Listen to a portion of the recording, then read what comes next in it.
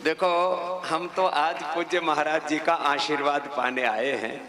पूज्य महाराज जी का अनुग्रह कहो हम पर, इनका आदेश कहो कि मलूक पीठ में जयंती का कार्यक्रम है, तो हमने कहा महाराज हम लगातार, अब पिछले दिनों कुछ ऐसा बना संयोग कि हम 60 70 घंटे लगातार चल रहे थे, तो कल थोड़ा सा ऐसा रहा कि हम समय से शयन हो गया, फिर 3 बजे से फिर शुरू हो गए, और फिर सुबह का आस्था का कार्यक्रम इंडिया टीवी का आपको पता ही है, नित्य हमारी 4-5 घंटे की योग की सेवा रहती है। उससे पहले वैयक्तिक ध्यान आदि करके और हम सीधे चले आए। हमको ये था कि 10 बजे से पहले पहुंचना, हम तो 9 बजे पहुंच गए महाराज। अब कुछ सोच रहे होंगे 9 बजे तो बाबा जी को इंडिया टीवी कोई कार्यक्रम खत्म पूरा हुआ है, हमने तो बाप पहले ही कर दी ना। हाँ, लेकिन महाराज श्री ने हमको यहाँ श्रीमद् भागवत पुराण का पूरा सार हमको दे दिया, और इतने सारे संत महापुरुषों के एक साथ हमको दर्शन दे दिए। ये कितना बड़ा सौभाग्य है हमारा। देखो, साधु धर्म का, अध्यात्म का और देवी देवताओं का कहो, भगवान का कहो, मूर्त विग्रहवान रूप होता है। तुम सारे बैठे ही जाओ भाई, हे महात्मा जी सब बैठ जाओ, जो पीछे खड़े हैं वो बैठ जाओ। सारे बैठ जाओ, तुम भी बैठ जाओ। पीटीआई वालों, हाँ, ये मीडिया वाले यूं सोचे हमको ब्रेकिंग न्यूज जब देनी होगी तभी देंगे, बीच में नहीं देते। अब इनको ये रहता पता नहीं बाबा जी कब क्या बोल दे, हमसे चूक ना जाए। तो हम आज, हमको भी पता है हम क्या बोलेंगे, तब वो ब्रेकिंग बनाते हैं तो हम ऐसे ही इतना ही बोलते हैं जितना जरूरी हो, नहीं तो बहुत बखेड़ा चल रहा है। एक तरफ तो चारों तरफ सनातन का गौरव है, दूसरी तरफ हमको कोई गौ का मूत्र पीने वाला, गोबर खाने वाला और बहुत तरह की बातें कहते हैं। अब हमारे रमन रेती वाले महाराज जी का भी पुण्य आगमन हो रहा है। हम उस बीच जो है एक छोटा सा भजन और कर लेते हैं। संत महापुरुषों का एक साथ दर्शन, और हमने कहा हम तो महापुरुषों की सन्निधि में, उनकी शरणागति में, देखो एक तत्व भी ठीक से हम जीवन में धारण कर ले। धर्म तो धारण करने का ही नाम है, जो धारण किया ना जाए उसका नाम तो अधर्म है। तो हम जो संत महापुरुषों से सुनते हैं, हम एक एक तत्व को जीवन में धारण कर लें। जो धारण किया जाए वो धारणा धर्म, बस इतनी सी बात है। और जो है आज इतने एक साथ इतने महापुरुषों का दर्शन हो गया, लेकिन इतनी अच्छी बात है कि मंच भी महाराज पक्को ही बना रखो लगे। हाँ, हाँ, हाँ, और कुछ तो महाराज थोड़ा हमारा हंसी मजाक का स्वभाव है, कुछ तो 1-1 2-2 के बराबर, तो कुछ थोड़े तगड़े हो गए हो तो हमको माफ कर देना, बाकी हम पतला करने के लिए तो तैयार हैं। तो लेकिन मंच पर देखो, ये तो देह भाव है, नाशवान शरीर है, लेकिन इसको भी अच्छा रखा जाए, साधन रूप है तो अच्छी बात है। बाकी तो कुछ शरीर की प्रकृति भी होती है, कुछ काल के साथ कुछ चीजें आ जाती हैं। आज हम 2-3 बातों पर थोड़ा सा छोटी छोटी बात कहेंगे। महाराज, हमको सपने बहुत कम आते हैं। आज रात को हमको सपना आया, सच्ची बोल रहे हैं हम। कभी अच्छा, हमको सपना पहले तो आता नहीं, क्योंकि सोते ही 10 बजे उठ जाते, 3 बजे तो सपने को बेचारे को घुसने के लिए जगह ही नहीं मिलती, और फिर आ जाए तो फिर याद नहीं रहे। तो आज को सपनों याद रह गए। हाँ, तो आज का सपना याद कैसे रहा? सपना याद ऐसे रहा कि जिन्होंने गौ माता का अनादर किया, लगभग 150 से ज्यादा देशों में ब्रिटिशर्स का, इन गो भक्षियों का, गोमांस भक्षियों का साम्राज्य था। कितने देशों में? 150 से ज्यादा देशों में इन ब्रिटिशर्स का, गोमांस भक्षियों का, इनको हमारे शास्त्रों में मलेच्छ का इनका राज था। लेकिन गो माता का शाप लगा और आज वो साफ हो गए पूरे, कोई उनका वजूद नहीं बचा। ये हमको सपने में, हम पूरा लंबा चौड़ा सपना था, हमने थोड़ा सा उसको स्मृति में रखा। अभी भी हम आधा पद्धा तो भूल गए, लेकिन सार याद है। और भारत में इन मुगलों का कितना बड़ा साम्राज्य पूर्व से लेकर के, उत्तर से लेकर के दक्षिण तक बहुत दूर तक फैला दिया था औरंगजेब ने। उसकी हालात ये हो गई थी, भाई को तो अपने हाथों ही कत्ल कर दिया था उसने, उसके सारे भाई, सारे उसकी बहनें, सारी उसकी माएँ सब चली गई, एक उसकी बहन बच गई थी और खुद वो अकेला। और जो उसके लड़के थे कुछ तो पहले ही मर गए थे, और जो जिंदा थे वो दोनों भी वहीं मरे जहां उसने दारा शिकोह के साथ में युद्ध करके उसको खत्म किया था, वहीं मिट गए।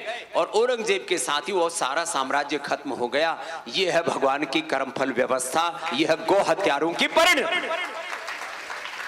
इसलिए जो कभी कभी ऐसा देखते हो ना, और ये चारों तरफ इनका बोलबाला, इनका साम्राज्य, इनका वैभव, इनका ऐश्वर्य है, तो देखो भगवान की कर्म फल व्यवस्था, भगवान की न्याय फल व्यवस्था को भगवान भी नहीं काट सकते। इसलिए जैसे भगवान की लीलाएं हैं तो उसमें कुछ लीलाएं भगवान राम जी के साथ, कुछ लीलाएं भगवान कृष्ण जी के साथ, जो भी जैसे हमारे अवतारी सत्ताओं के साथ भी जो कुछ घटित हुआ, तो ये तो प्रत्यक्ष है ना। तो देखो, एक तो भाई भगवान की कर्म फल व्यवस्था अकाट्य है, जाने अनजाने में भी अपने से कोई भूल ना हो, ये तो भाई महाराज, हाँ करो करो। आज हम सुबह से महाराज चरई वेती आए, तो थोड़ा सा तिलक हमको भी लगा दीजिए। हम सुबह लगाए तो फिर वो हाँ प्योर चंदन हमारे और लगाओ, गर्मी हो रही है। हाँ ये है, ठंडक ठंडक पूरी रहती है इसमें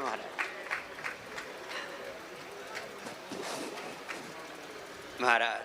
बस अभी हाँ, हम तुम्हारा सर्वानंदी हैं, रामानंदी भी हैं और दशनामी भी हैं। हम भाई जन्म से ही, हमारा तो जन्म ही ऐसे भगवान के कुल में हो गया, तो जन्म से ही हम कृष्ण भक्त हैं। वाह। और हम जो है गवालन के छोरे महाराज, और फिर हम गुरु परंपरा से फिर जो हमको आध्यात्मिक दीक्षा प्राप्त हुई तो हम शिव भक्त हो गए। गुरुकुल में ओंकार और गायत्री की उपासना और गौ माता की सेवा करते रहे। इसलिए धर्म के सारे तत्वों को भगवान ने हमको अनुभव करवा दिया। तो हम आपसे बात ये कह रहे हैं, जो अपने गुरु परंपरा में, कुल परंपरा में भक्ति प्राप्त है, बस उस ज्ञान और भक्ति को जीवन में जीना है। वाह। और उस ज्ञान और भक्ति को जीवन में जी लिया तो सब प्रकार की भक्ति, सब प्रकार की दैवी संपत्ति, जिसको श्रीमद् भागवत पुराण में भी कह रहे थे और श्रीमद् भगवत गीता में कहा, वयम सत्व संशुद्धि ज्ञान योग व्यवस्थिति ही दानम दमश्च यज्ञश्च स्वाध्यायस्तप आर्जवम अहिंसा सत्यम क्रोधस्त्याग शांतिरपैशुनम दया भूतेषु लोलुप्त्वं मार्द्वं रीरचापलं तेजः क्षमा धृतिः शौचमद्रोहातिमानिता भवन्ति संपदं दैवीं अभिजातस्य भारत। तो दैवी संपद और प्रथम भगति संतन कर संगा से लेकर के नवधा भक्ति और सारे शास्त्रों के सत्य, एकम सद्विप्रा बहुधा वदन्ति, अध्यात्म के किसी एक साधन को अच्छे से साध लेना। जैसे पूज्य महाराज श्री ने विस्तार से अनेक प्रसंगों के माध्यम से कहा, धर्म का कोई एक तत्व भी ठीक से आपने जीवन में साध लिया तो सारे तत्व, सारे सत्य अपने आप सध जाएंगे। इतने महापुरुषों की सन्निधि में आज ये खूब आनंद है। और हमको महाराज जी ने आज्ञा दी तो हमने थोड़ा सा, ये कार्श्री गुरु जी की भाषा में कहें तो हम तो थोड़ा सा नाटक करने के लिए खड़े हुए और हम 2-3 बात कह करके अपनी बात को विराम देंगे। उसमें से एक बात तो ये, अब ये ठंडा ठंडा की बात आई, हमने पिछले दिनों एक शब्द प्रयोग कर दिया, शरबत जिहाद, उसमें पूरा बवंडर मचा हुआ है एक सप्ताह से। मैंने कहा भैया, जब हमदर्द वालों की और हिमालय वालों की पूरी हमदर्दी इस्लाम के साथ है तो हमारी पूरी हमदर्दी सनातन के साथ है। तुम्हें बिगाड़ना तो बिगाड़ना, क्या फालतू की बकवास करते हो। वो यदि मदरसे और मस्जिदें चलाते हैं और इस्लाम के लिए अपना सर्वस्व लुटाते हैं, तो हमारा एक एक श्वास सनातन धर्म के लिए समर्पित है। इसमें क्या बात है भाई? अब इतनी सी बात कहने में भी इनको मिर्ची लग जाती है। अब वैसे हम ना तो मिर्ची खाते ना किसी को लगाते, ना तो फिर भी लग जाए तो क्या करें भाई, ये तो संसार है, ऐसे ही चल रहा है। तो संसार में देखो, एक तो है अपना धर्म, अपनी संस्कृति, अपना सनातन, और एक है हमारा जो शत्रु पक्ष है। उसके लिए फिर कहा परित्राणाय साधूनां विनाशाय च दुष्कृताम्। ये तो करना पड़ता है। शत्रु पक्ष का बोध भी होना चाहिए, और उस शत्रु पक्ष की पराजय कैसी हो उसके लिए हमारी वैसी सामाजिक, आर्थिक, राजनीतिक, धार्मिक, वैश्विक रणनीति भी होनी चाहिए। अब पूरी दुनिया में आर्थिक अराजकता छाई हुई है। ये जो टेररिज्म या टैरिफ टेरर या टैरिफ वार जो चल रहा है, इसको मैंने एक दिन बोल दिया तो मेरे को कई मेरे मित्रों ने बोला, बाबा जी वो ज्यादा पंगा मत मोल लो। पूरी दुनिया में आर्थिक आतंकवाद चल रहा है और उसका पुरोधा बना हुआ अमेरिका। पूरी दुनिया में धार्मिक आतंकवाद चल रहा है, उसका अग्रणी बना हुआ मिडिल ईस्ट। पूरी दुनिया में वैचारिक आतंकवाद चल रहा है, उसमें तो अपने यहीं वाले कम नहीं, सो कॉल्ड यूट्यूबर्स हैं, इन्फ्लुएंसर्स बने हुए हैं, सुबह से शाम तक गरियाते रहते हैं हमारे धर्म को, हमारी संस्कृति को, हमारी गौ माता को, हमारे सारे हमारे सनातन के प्रतीकों को गरियाते रहते हैं और बेहुदे तर्क देते हैं, जिनमें सत्य होता है 1%, 99% ऊपर से लाद देते हैं। एक छोटी सी बात पकड़ के, गोबर पीने से खाने से क्या होगा? अरे हम गोबर खाते कब है? हम तो गोबर से, गोमय से खेती भी करते। गोमूत्र जो है वो उसके अमृतत्व तुल्य गुण हैं और उसके हजारों लाखों करोड़ों प्रमाण हैं कि गोमूत्र पीने से बॉडी का सारा इन्फ्लेमेशन दूर होता है। हमने तो साइंटिफिक रिसर्च के द्वारा साबित कर दिया और वर्ल्ड के टॉप रिसर्च जर्नल्स में उसको पब्लिश करवा दिया। अभी ना मानो तुम मत मानो। अच्छा, हमको तो कहते गोमूत्र पीते, महाराज ये गधी का मूत्र पीवा है। ये जो हमारे गोमूत्र पर आलोचना करते हैं सो कॉल्ड, ये लोग गधी का मूत्र पीते। ये महाराज उसका ऊंटनी का और ऊंट का पीवा है, पूरा चुल्लू भर भर के। हाँ, उसके नीचे खड़े हो जाओ मुंह ऊपर करके, ऊपर से पूरे। ये मैं मजाक नहीं कर रहा हूं महाराज, ऊंटनी का मूत्र पीते पूरे मिडिल ईस्ट वाले। हाँ, ऐसे ऐसे और ऐसी चीजों में, अरे भाई अब जैसे पूज्य महाराज जी ने कहा, वेद की अधिष्ठात्री माता गायत्री माता है और गो माता की भी माता सुरभि माता गो माता है, गायत्री माता की भी माता सुरभि गो माता है। अब ये जो आध्यात्मिक पारमार्थिक तत्व हैं, इन बहुत ही स्थूल चेतना में जीने वाले लोगों को कहां ये तत्व समझ में आएंगे। लेकिन चलो, जो भी चल रहा है संसार में, हम सनातन धर्मियों को, यद्यपि भारत में इस समय सनातन का गौरव काल है, कम से कम ভারতের শীর্ষ কোম্পানিগুলির সাথে কাজ করা, শেখা এবং জীবনে উন্নতির সুবর্ণ সুযোগ। এটাই পরিবর্তনের সময়। এবার কে राजनीतिक तौर पर अभी 90% सनातन का अनादर नहीं है। 90% क्यों कहा मैंने? अभी महाराज नॉर्थ ईस्ट में कुछ स्टेट है, दक्षिण में कुछ स्टेट है, वहां तो रोज सनातन को गाली देते हैं, क्योंकि स्टेट गवर्नमेंट वो उसकी भी एक स्वायत्तता है संविधान के अनुसार। कॉन्स्टिट्यूशन में बहुत प्रकार की फ्रीडम दी है, स्वतंत्रताएं दी हैं, और उसमें अब तो भारत में कुछ अलग राष्ट्र बनाने की भी आवाजें धीरे धीरे उठ रही हैं। बहुत तरह के षड्यंत्र चल रहे हैं, लेकिन इस सब के बीच में हम सब सनातन धर्मियों को एक काम तो करना पड़ेगा। हमारा धर्म, हमारी भक्ति, हमारा विवेक, हमारा वैराग्य और हमारा जो भी सनातन मूलक जितना भी आचरण है वो तो रहना ही चाहिए जीवन में, लेकिन हमारा सामर्थ्य भी इतना होना चाहिए। देखो, पूरी दुनिया में जो संघर्ष चल रहे हैं अंततः वो युद्ध में परिणत होते हैं, और वो युद्ध है, एक तो फिजिकल वार होता है, फिर उसमें रिलीजियस वार भी होता है, इकोनॉमिक वार भी होता है, अलग अलग प्रकार के इंटेलेक्चुअल वार भी होता है। उन सब में हमें इतना समर्थ बनना है कि दुनिया की कोई ताकत हमको पराजित ना कर सके। अहम इंद्रो न पराजित के कृतम में दक्षिण हस्ती जयो में सव्य आहित। अब ये सामर्थ्य अर्जित करने के लिए हमको कम से कम रोज 12 से 16 घंटा पुरुषार्थ करना पड़ेगा, और पुरुषार्थ भी एक राइट डायरेक्शन में, एक time and target based working के आधार पर, चाहे एग्रीकल्चर में हो, चाहे इंडस्ट्री में हो, चाहे गोपालन पशुपालन में हो, चाहे हम हेल्थ में हो, एजुकेशन में हो, रिसर्च में हो, हम किसी भी क्षेत्र में, चाहे धार्मिक क्षेत्र में हो, चाहे राजनीतिक क्षेत्र में हो, अलग अलग जीवन की दिशाओं से हमें इतना समर्थ बनना है और समर्थ बन के संगठित रहना है। हमारी अलग अलग जो गुरु परंपराएं, संप्रदाय परंपराएं हैं, ये तो भगवान का जैसे पूरा ब्रह्मांड उसके अनंत स्वरूप हैं, ऐसे ये तो अपने गुरु आचार्य परंपराओं के बहुत ही दिव्य स्वरूप हैं। ये हमारी भिन्नता, कोई हमारी एकता में कोई बाधा नहीं है। ये तो बाहर से दिख रहा, जैसे हमारे देह सबके अलग अलग दिख रहे हैं, लेकिन भीतर से एकत्व तो है ही ना हमारे भीतर। ऐसे ही हम सब अलग अलग गुरु संप्रदाय परंपराओं में जहां भी हम दीक्षित हैं, इसमें बस 2 बात कह करके, एक तो देखो अब यहां मथुरा वृंदावन में बहुत तरह के गुरुओं का भी बहुत प्रकार का मामला है, लेकिन हम एक ही बात कहते हैं, गुरु साधु कौन?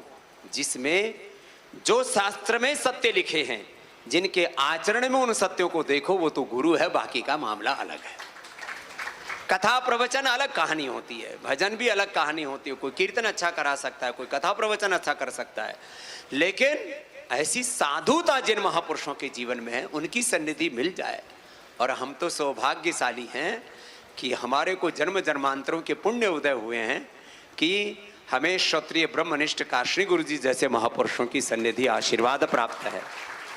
हमें क्षत्रिय ब्रह्मनिष्ठ, देखो वेद और वेदानुकूल सत्य शास्त्रों का बोध होना और उसके अनुरूप जीवन में आचरण होना। कुछ महापुरुषों में साधुता पूरी हो, मैंने देखा महापुरुषों के आशीर्वाद से बहुत समर्थ गुरुओं का आश्रय सन्निधि पाई है। साधुता होना एक अलग तत्व है और उसमें विद्वत्ता भी होना अलग तत्व है, और वो साधुता और विद्वत्ता सारे सनातन का एक समग्र विग्रहवान रूप हमारे पूज्य श्रद्धेय राजेंद्र दास जी महाराज।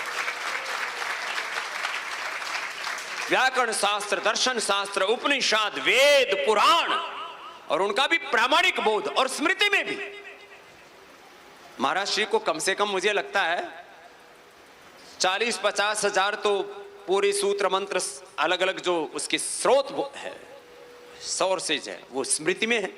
और कम से कम लगभग 1 लाख से ज्यादा आंशिक रूप से तो लगभग हम कह सकते हैं कि वर्ल्ड जो है हमारे सनातन धर्म का वर्ल्ड इंसाइक्लोपीडिया जो है हमारे पूज्य महाराज। और ऐसे महापुरुषों की सन्निधि पा करके भी हमारे जीवन में धर्म अभिव्यक्त ना हो, हमारे आचरण में धर्म ना दिखे, तो फिर कैसा हमारा जीवन? तो धर्म, ये जैसे पूज्य महाराज श्री ने कहा, मैं तो उन्हीं बातों को संकेत के रूप में कह करके पूरा कर रहा हूं कि भाई धर्म हमारे जीवन में आचरण में आ जाए और धर्म के किसी भी एक तत्व को अच्छे से साध लें, और जीवन में फिर जो कुछ भी मिलेगा, देखो जब आप चाहे किसी समर्थ गुरु की सन्निधि या कोई भी सनातन तत्व की एक साधना आपकी पूरी होगी तो आपको सिद्धियां तो मिलेंगी। अब हनुमान चालीसा में तो सबके लिए कहा है महाराज, पहले तो होता होगा, अब तो किसी किसी को ही होता। अष्ट सिद्धि नव निधि के दाता। अब अष्ट सिद्धि नव निधि पहले तो लगभग सभी में होती थी, क्योंकि सबके जीवन ही इतने ऊंचे थे। पूज्य महाराज श्री एक दिन पतंजलि योग पीठ में कह रहे थे कि मनुष्यों में, क्या स्कंद पुराण के अनुसार महाराज लगभग 4 लाख प्रकार के मनुष्य हैं। अब उन 4 लाख प्रकार के मनुष्यों की पहचान कैसे हो? दिखने में दिखता भी है कि मनुष्य के रूप में उनका जीवन है, लेकिन उनका आचरण देखो, उनके जीवन का स्तर देखो, उनकी रहनी सहनी देखो, तो लगता ही नहीं कहीं से कि मनुष्य हैं। और इसमें से भी फिर दिव्यता का आधान करते करते हमें देवत्व को, ऋषित्व को, ब्रह्मत्व को पाना, अरे वो तो बहुत ऊंची बात होगी, मनुष्यता ही आ जाए, मनुष्यत्व ही आ जाए, कितनी बड़ी बात। और ये तो आएगा, जैसे जैसे आपके जीवन में धर्म का कोई भी सत्य पूरा प्रतिष्ठित हो गया तो आपके जीवन में परम सौभाग्य का, परम वैभव का उदय होता है। लेकिन वो सब भी ऐश्वर्य गुरु और भगवान का मान करके फिर कृतज्ञ रहना, निराभिमानी रहना, निष्काम और अकाम रहना, अपनी कोई कामना न रखना।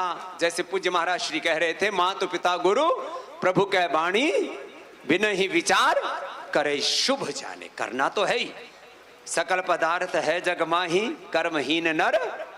तो ये करनी कैसे हो हमारी? माता पिता गुरु, जो विवेकी माता पिता हैं और जो समर्थ गुरु सत्ता है और जो गुरु ग्रंथ गोविंद में जैसे जैसे हमारी व्यवस्था है उसके अनुसार जो चलते हैं, बस इतनी सी बात है। बाकी तो आज इतने महापुरुषों का एक साथ दर्शन, महापुरुषों की उपस्थिति ही बहुत बड़ा उपदेश है। उनकी सन्निधि, उनका दर्शन मात्र ही बहुत बड़ा जीवन का सौभाग्य है। कोई जन्म जन्मांतरों के पुण्य उदय होते हैं तब एक साथ इतने महापुरुषों का सानिध्य और दर्शन प्राप्त होता है, जो आज मलुक पीठ में हो रहा है।